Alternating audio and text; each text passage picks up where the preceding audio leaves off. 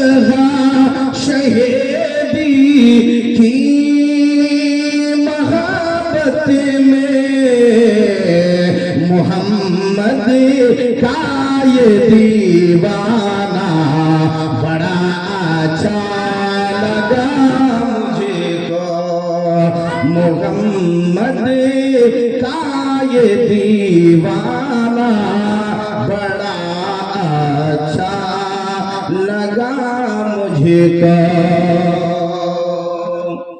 यहाँ पी कर संभलता है बहकता ही नहीं कोई।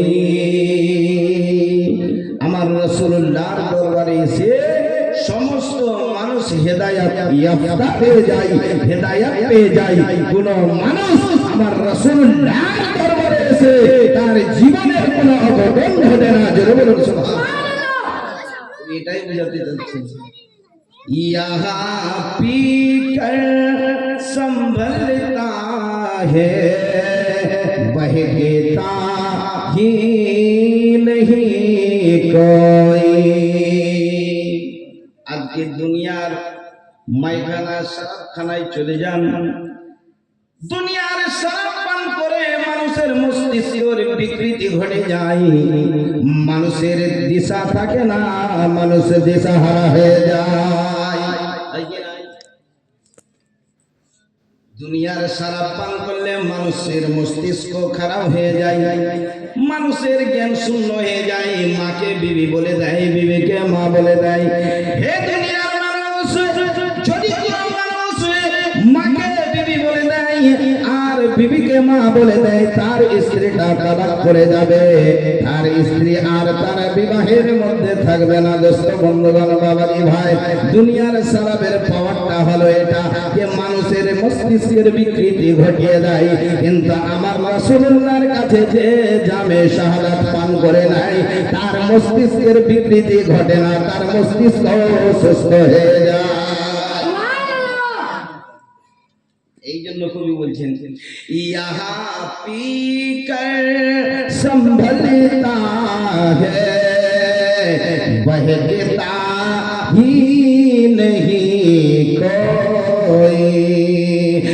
यहाँ पी कर संभलता है बहकता ही नहीं कोई।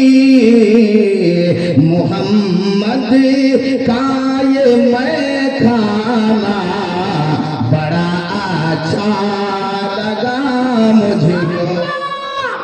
मैखाना माने हलो शराब खाना, মদ খানা।